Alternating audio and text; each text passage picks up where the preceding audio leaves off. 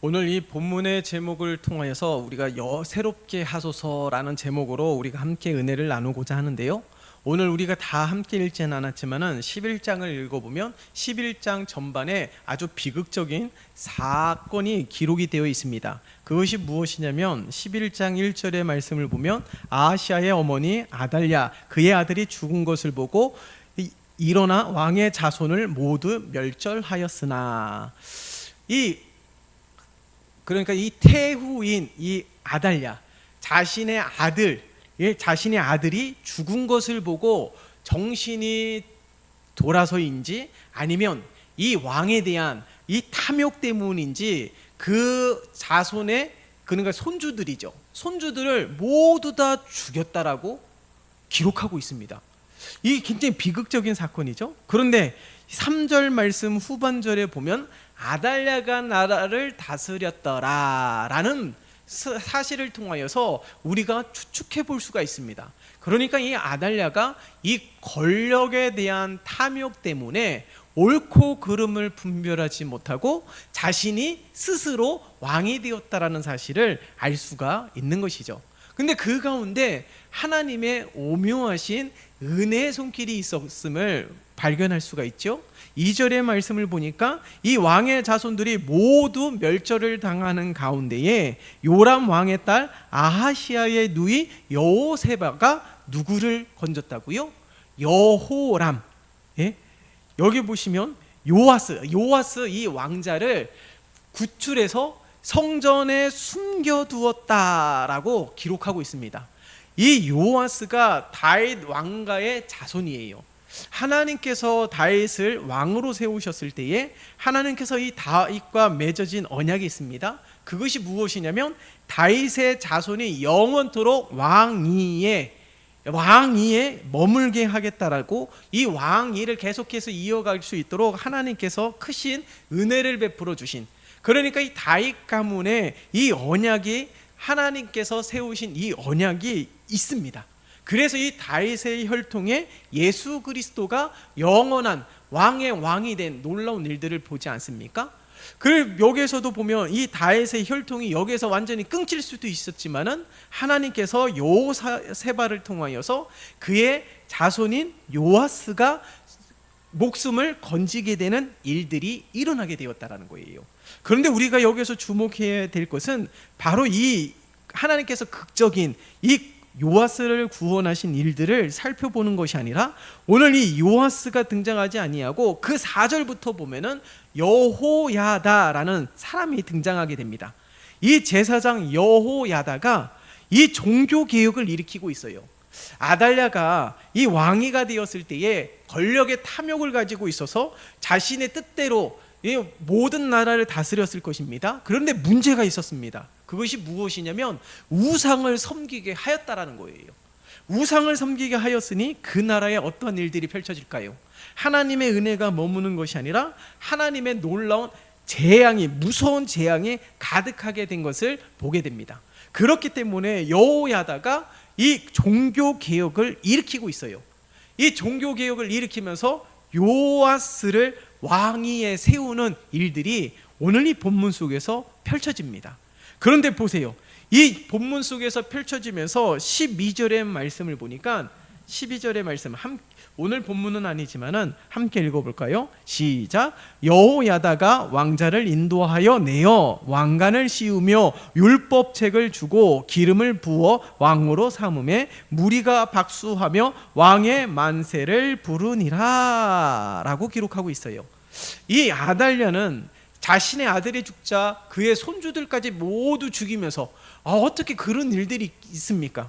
손주들까지 모두 죽이면서 결국에는 자신이 왕이 되었는데 이 여호야다라는 사람은 자신이 왕이 되고자 그렇게 모략을 꾸민 것이 아니라 요아스를 왕으로 세우고 그에게 면류관을 씌우고 그에게 기름을 부어주고 그의 손에 율법책을 들려주면서 그가 하나님의 뜻대로 이 나라를 다스릴 수 있도록 온전히 무너진 나라가 다시금 세워지게 하는데 놀라운 일들을 행하였다라는 거예요. 그런데 오늘 본문의 맨 마지막 절 보면 왕이 된 요아스의 나이가 몇 살이라고요? 7살밖에 되지 않아요. 7살밖에 되지 않은 이 왕이 무엇을 할 수 있겠습니까? 그냥 이 왕의 자리만 앉고 여호야다가 왕처럼 나라를 주물렀다 폈다 할 수 있는 거예요. 그러함에도 불구하고 여호야다는 어떻게 해요? 12절의 말씀을 보니까 자신이 왕이 되는 것이 아니라 아무리 나이가 어려서 옳고 그름을 분별하지 못하는 부족함이 있다 할지라도 요아스를 왕위에 세우고 그를 높이며 그에게 기름 부어주신 하나님을 찬양하고 있다는 거예요. 무엇을 의미합니까? 진정한 종교개혁이 무엇일까요? 내 자리가 무엇인지 어디인지를 명확하게 아는 거예요. 아달랴와 이 여호야다가 여러분 비교 대상이 되지 않습니까? 오히려 자신이 왕의 권력에 눈이 멀어서 자신의 손주들까지 죽이면서 아주 비극적인 일들, 온 백성이 그를 존경할 수 있을까요? 왕이라는 권력을 가지고 있음에도 불구하고 진정한 왕으로서의 백성의 존경을 받고 사랑받는 왕이 되지 못했을 것입니다. 그러나 여호야다가 이 종교개혁을 일으키며 진정으로 하나님이 함께 하시는 민족이 되기 위하여 다윗 혈통의 왕, 그러니까 하나님께서 기름 부어주신 이 다윗 혈통의 왕을 그 왕자에 세워서 하나님의 은혜가 날마다 흘러갈 수 있는 민족이 될 수 있도록 종교개혁을 일으켰다라는 거예요.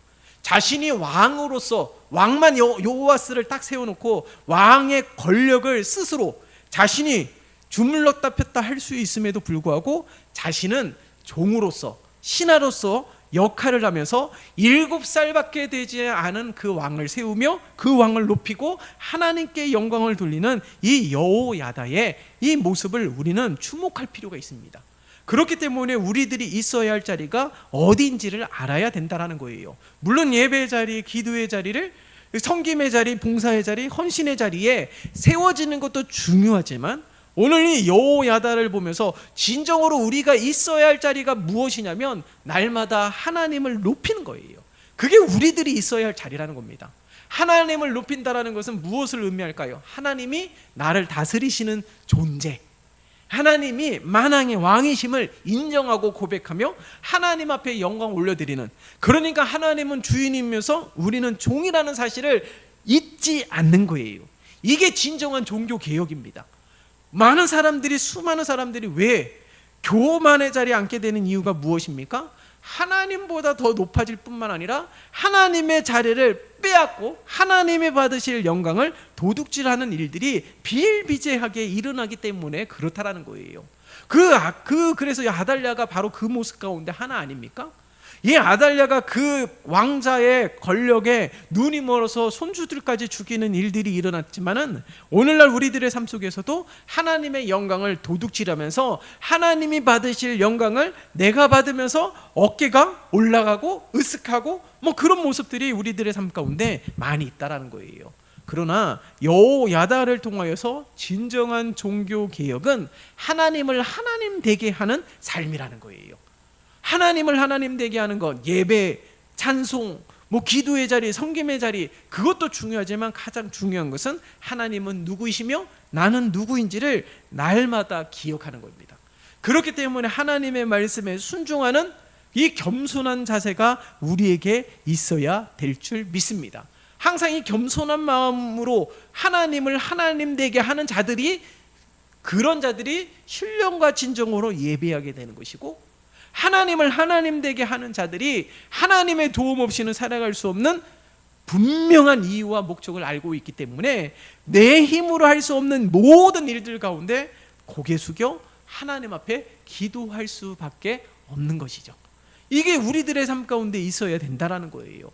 그래서 이 여호야다처럼 우리들의 삶의 진정한 종교개혁은 하나님은 나의 삶의 목자이시며 주인이시며 모든 것 되심을 날마다 고백하면서 나는 하나님을 예배하는 자, 하나님을 섬기는 자, 하나님을 높이는 자이라는 사실을 절대로 잊으면 안 되는 것입니다.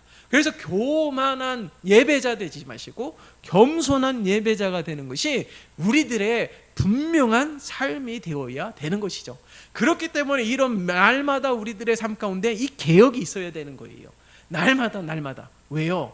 우리들이 살아가는 이 일주일의 시간만 보아도 우리가 예배 시간만 따져본다라면 주일, 수요일, 금요일밖에 없습니다.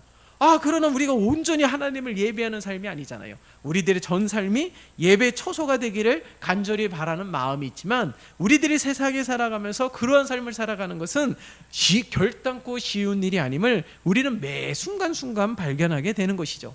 그렇기 때문에 우리들의 삶 가운데 이 종교개혁이 날마다 있어야 되는 거예요. 뿐만 아니라 함께 읽었던 12절의 말씀을 보면 이 여호야다가 요아스를 왕으로 세우면서 한 세 가지 행동에 우리가 주목할 필요가 있습니다. 왕을 나타내는 면류관을 씌웠고, 그리고 하나님께서 택하신 자라는 사실에 기름을 부었는데, 가장 중요한 사실이 하나 더 기록이 되어 있죠. 그의 손에 무엇을 들려주었다고요? 율법책을 들려주었다고요. 예? 율법책을 들려주면서 오늘 이 여호수아 1장 7절과 8절에 말씀하고 있는 것처럼 율법을 다 지켜 행하고 그의 입에서 떠나지 말라라고 하나님께서 여호수아에게 명령하시지 않았습니까? 그런 것처럼 이 요아스의 손에 율법책을 들려준 까닭이 무엇일까요? 하나님의 말씀에 떠나지 말고 하나님의 말씀으로 이 나라를 다스리고 통치하며 하나님의 대언자로서, 자신이 왕이 아니라 왕은 하나님이시며 하나님께서 대리자로 자신을 세웠음을 잊지 말라라는 의미에서 율법책을 그의 손에 들려주었다는 것입니다. 여러분, 그러니까 오늘 이 12절의 말씀을 통해서 가장 중요한 것은 하나님의 말씀은 성도의 실패를 예방하는 안전 지침서라는 사실을 잊으면 안 되는 거예요. 아달랴는 하나님의 말씀을 즐겨 듣지 않았습니다. 하나님의 말씀을 지켜 행하지도 아니하고, 그렇기 때문에 여호야다가 이 종교개혁을 일으키면서 요아스를 어린 이 왕을 세웠을 때에 그의 손에 율법책을 반드시 들려주게 되었다는 거예요. 아달랴가 왜 망했습니까? 왕의 자손이에요. 왕가 집안입니다. 그리고 그가 왕이 되었어요. 그러나 그가 하나님의 재앙과 심판을 받고 결국에는 왕으로서 많은 것을 누렸지만은 그의 인생의 결말을 보면은 여러분 16절에서도 기록이 되어 있지만 그가 아주 비참한 죽임을 당하게 되었어요. 20절에도 기록이 되어 있잖아요. 예? 그가 아주 비참한 인생의 결말을 맞이하게 되었습니다. 그의 인생의 수많은 시간들이 이 왕의 자손으로서 많은 것을 누렸지만은 그의 인생의 결말은 아주 비극적인 죽음을 맞게 되었다라는 겁니다.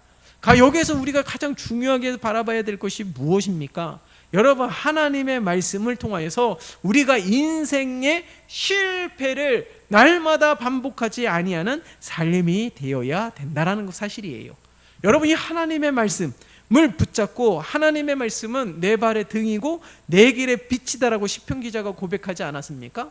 그러니까 하나님은 우리들의 삶을 온전히 지키시고 보호하시며 인도하시는 빛이요, 그리고 인생의 나침판이 바로 하나님의 말씀이라는 사실을 잊으면 안 되는 거예요.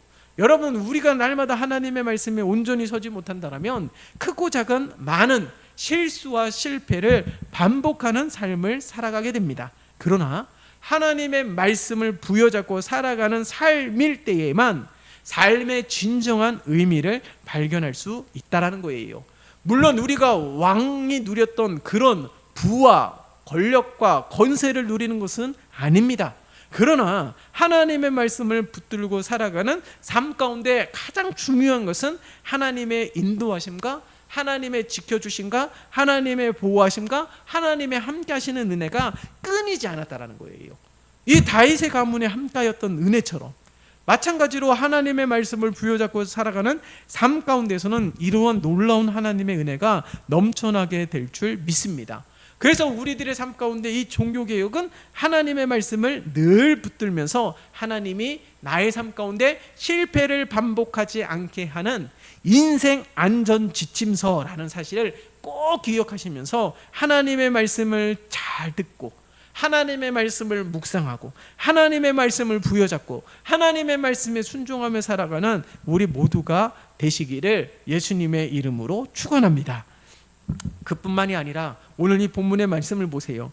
오늘 14절의 말씀을 보면 14절의 말씀을 함께 읽어볼까요? 시작. 봄에 왕이 규례대로 단 위에 섰고 장관들과 나팔수가 왕의 곁에 모셔섰으며 온 백성이 즐거워하여 나팔을 부는지라. 아달랴가 옷을 찢으며 외치되 반역이로다 반역이로다 하매. 이 14절 한 절에 두 가지 모습이 기록이 되어 있다는 사실을 발견하게 됩니다. 여호야다가 종교개혁을 일으키면서 요아스를 왕으로 세웠을 때에 모든 백성이 함께 즐거워하였다라고 기록을 하고 있지 않습니까? 그런데 스스로 왕이 되었던 이 아달랴는 그 모습을 보면서 뭐라고요? 반역이라고 외치고 있다는 거예요. 여러분 보세요. 스스로 왕이 된 아달랴는 지금 면류관이 씌어져 있는 상태입니다. 그러함에도 불구하고 요아스가 왕으로 세움을 받았을 때에 많은 백성들이 함께 기뻐하며 하나님을 찬양하며 박수하고 왕은 만세수를 누리소서라고 모두가 함께 기뻐하는 축제장이 펼쳐지고 있어요. 그런데 유독 한 사람은 자신 혼자만 반역임을 증거하고 있습니다. 어느 백성도 이 아달랴의 목소리에 귀를 기울이는 사람도 없고 아달랴가 왕이기 때문에 이 부당함을 외치는 자도 아무도 없다는 사실이에요. 무엇을 의미할까요? 아달랴는 왕이었지만은 모든 백성들에게 사랑과 존경을 받고 하나님께 인정을 받는 삶이 아니었다라는 겁니다. 여러분, 오늘 이 14절의 말씀을 통하여서 하나님은 우리에게 무엇을 말씀하고 있습니까? 여러분, 우리가 놀라운 지위를 가지고 있는 것도 아니지만 놀라운 부를 가지고 있는 것도 아니지만은 우리는 세상에서 우리 주님께서 명령하신 것처럼 너희는 세상의 빛이요 세상의 소금이라는 사실, 다시 말해서 성도의 삶은 이 세상에 꼭 필요한 사람이 되어야 된다라는 거예요. 꼭 필요한 사람이 사회에 이바지할 수 있는 영향력을 미칠 수 있는 지위와 힘과 능력을 가지고 있는 사람만을 말하는 것이 아닙니다. 많은 백성들이 박수를 쳤던 요아스, 많은 사람들이 박수를 치지 아니하고 오히려 머리에 씌워준 면류관을 빼앗기를 원했던 아달랴, 이것이 바로 한 절에서 이 세상이 이 왕을 바라보는 시선을 알 수가 있는데, 동시에 이 모습을 통하여서 하나님을 믿는 그리스도인의 삶은 어떠한 삶인지를 여러분 오늘 이 본문의 말씀을 통하여 발견해야 된다는 것입니다. 어딜 가든지 우리가 인정받는 자 되고 어딜 가든지 우리를 통하여 하나님이 드러나며 하나님을 찬양할 수 있는 삶이 되어야 되는 것이죠. 아달랴처럼 빨리 왕의 자리에서 내려오기를 간절히 바라고 아달랴의 목소리 어느 누구도 동조해 주지 않으며 아달랴가 오히려 반역이라고 외쳤을 때에도 함께 하지 않는 백성들을 보면서 진정한 그리스도인의 삶은 어떠한 삶인지에 대하여 우리가 함께 늘 고민할 필요가 있다라는 겁니다. 그렇기 때문에 우리가 하나님의 말씀 부여잡고 날마다 우리들의 삶 가운데 종교개혁, 하나님을 하나님 되게 하는 그런 삶의 열심을 통하여서 우리가 살아가게 될 때에 많은 사람들에게 존경도 받고 많은 사람들에게 인정도 받고 많은 사람들에게 오히려 선한 영향력을 끼치며 복음이 증거되고 선포될 수 있는 통로요 도구로 쓰임받는 삶으로 살아가는 것이 진정한 우리들의 삶이 되어야 됨을 우리들에게 말씀하고 있는 것입니다. 일전에도 함께 말씀을 나누면서 말씀드리지 않았습니까? 복음을 증거하는 것만이 성도의 삶이 아니라는 사실이에요.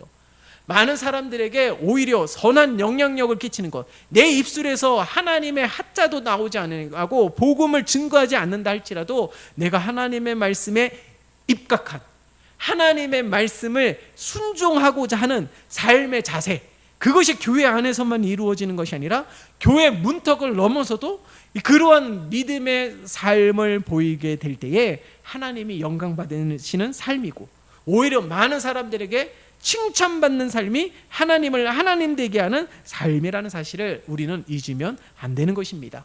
그렇기 때문에 우리가 하나님을 드러내는 거울이라는 그런 분명한 의식을 가지고 있어야 되는 것입니다.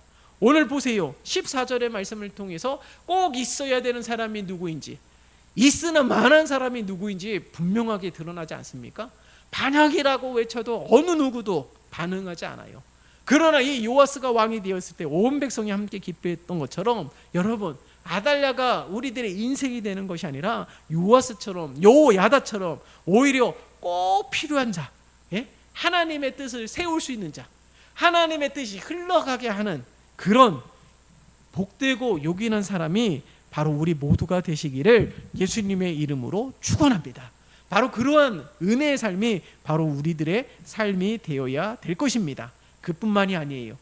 여러분, 오늘 이 여호야다가 왕의 요아스를 세웠을 때 이 세 가지, 면류관을 씌우고 기름을 붓고 그 다음에 이 손에 율법책을 준 일, 그뿐만이 아니에요. 17절의 말씀을 보면 이 제사장 여호야다가 어떻게 해요? 함께 읽어볼까요? 시작. 여호야다가 왕과 백성에게 여호와의 언약을 맺어 여호와의 백성이 되게 하고 왕과 백성 사이에도 언약을 세우게 하매. 아멘. 여호야다가 왕에게 그 왕의 즉위식을 행할 뿐만 아니라 왕과 백성들 그리고 이 하나님과 언약을 세우게 하는 일들을 행하였습니다. 그러니까 여호야다의 종교개혁은 왕을 바르게 세우는 것이 아니에요.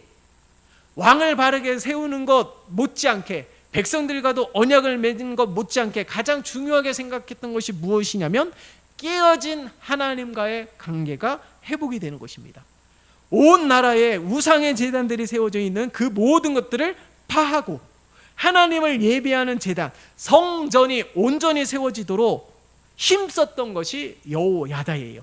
그래서 이 무너진 모든 것들, 성전도 회복하고 왕도 올바르게 세우고 그리고 더 나아가서는 이 백성들이 하나님과의 깨어진 언약을 회복하게 하는 것, 이것이 진정한 종교 개혁이라는 사실이에요.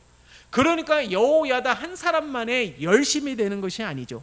오늘 이 성경을 통해 우리들에게 말씀하고 있는 것이 무엇일까요? 여호야다의 이 열심이 오늘날 우리들의 열심이 되어야 된다는 거예요. 하나님과의 이 관계가 회복되기 위하여 노력하고 여호야다가 왕과 백성과 사이에 언약을 맺을 뿐만 아니라 백성도 하나님과의 관계가 회복이 될 수 있도록 힘썼던 것처럼 바로 우리가 그러한 삶을 살아가야 되고 누군가에게는 하나님을 바라볼 수 있고 누군가에는 무너진 신앙이 회복될 수 있고 누군가에게는 흔들리는 이 믿음이 굳건한 믿음으로 회복이 될 수 있도록 함께 수고하고 힘쓰는 여호야다, 그것이 오늘날 저와 여러분들이 되어야 됨을 우리들에게 말씀하고 있는 것입니다. 그러니까 우리들의 삶의 진정한 이 균형이라는 것은 바로 하나님과의 이 관계가 온전히 세워져야지만이 이웃과 이웃과의 관계도 온전히 세워질 수 있다는 사실을 우리는 잊으면 안 되는 거예요. 오늘 보세요. 여호야다가 행하였던 이 권력에 욕심이 조금이라도 있었더라면 요아스를 왕으로 세우는 일들은 없었을 겁니다. 그러함에도 불구하고 이 요아스를 왕으로 세우기 위한 일들을 도모하게 될 때에 이것이 발각이 되면 어떻게 될까요? 아주 비참한 죽음을 맞을 수도 있는 거예요. 자신의 영광을 위한 것이 아니라 하나님의 나라를 위하여서 수고하고 있는 이 여호야다를 보세요. 여호야다의 이 진정한 이 삶, 우리들이 본받고 도전받아야 될 삶이 아니겠습니까? 나는 드러나지 않아요. 하나님이 드러나게 하는 것이고 하나님의 나라가 자신의 삶의 유일한 목적이며 꿈이 되고 그것이 그 나라를 세워가는 것이 자신의 삶의 열심으로 살아가고 있는 여호야다를 바라보면서 우리들의 삶이 바로 이러한 삶이 되기를 바라고 있는 것이죠. 여러분, 말씀을 정리하고자 합니다. 오늘 이 요아스가 왕이 되었지만은 어린 요아스가 왕이 되었을 때 나라를 어떻게 다스릴 수가 있겠어요? 그러함에도 불구하고 하나님이 다스리시는 이 나라는 7살인 왕이 된다 할지라도 하나님이 다스리는 나라예요. 가장 중요한 것은 하나님의 말씀으로 세워지고 하나님과의 이 관계가 깨어지지 않는 것이 훨씬 중요한 것입니다. 7세의 나이에 어린 나이에 왕이 되어서 그 왕이 제대로 할런지 의심하기보다는 그보다 더 중요한 것은 하나님과의 이 관계가 세워지는 것, 믿음을 지키는 것, 순종하는 것, 그것이 더 중요한 거예요. 그래서 오늘 이 본문 속에서 아달랴 그리고 여호야다 그리고 이 요아스가 왕이 된 이 사실을 통하여서 우리들이 삶에 하나님이 진정으로 원하시는 삶이 무엇인지를 깨닫고 발견해야 되는 것입니다. 그렇기 때문에 오늘 말씀을 통하여 세 가지 사실을 다시 한번 기억하십시다. 가장 첫 번째, 우리들의 삶 가운데 새롭게 되어져야 될 종교개혁은 바로 하나님이 하나님 되게 하는 거예요. 이것은요 한순간에 이루어지는 것이 아니라 매 순간순간마다 종교개혁이 일어나야 되는 것입니다. 어제 종교개혁이 일어났으면 끝이 아니에요. 오늘에도 종교개혁이 일어날 수 있도록 힘써야 되는 것이죠. 하나님은 누구시며 나는 누구인지를 늘 기억하면서 하나님을 하나님 되게 하고 나는 하나님을 예배하며 하나님을 섬기며 하나님께 영광을 올려드리는 존재임을 날마다 기억하는 것, 그것이 우리들의 진정할 지켜야 할 자리라는 사실을, 그것이 진정한 종교개혁인 것을 잊으면 안 되는 것입니다. 그리고 이 요아스를 왕위에 세웠을 때에 면류관과 기름을 붓고 그것 못지않게 하나 더 중요한 것 율법책을 손에 쥐어줬던 것처럼 하나님의 말씀을 지키며 행하며 순종하며 살아가는 것이 진정한 우리들의 삶의 종교개혁이 되었고, 그리고 인생의 실패를 막는 안전지침서라는 사실을 잊으면 안 되는 것입니다. 그래서 늘 하나님의 말씀의 지혜를 통하여서 옳고 그름을 분별할 수 있는 우리들의 삶, 항상 내가 높아지고자 하는 교만한 본성이 우리 안에 있어요. 죄인이기에. 그리고 우리들이 날마다 내 뜻대로 하려고 하는 그런 욕망들이 날마다 꿈틀꿈틀댑니다. 그렇기 때문에 하나님의 말씀을 통하여 늘 겸손하며 하나님의 말씀을 통하여 늘 하나님을 높이고 하나님의 말씀을 통하여 말씀에 순종하고자 하는, 그리하여서 하나님의 세우신 계획과 섭리 가운데 살아가는 우리들의 삶이 될 수 있도록 날마다 힘써야 되는 것입니다.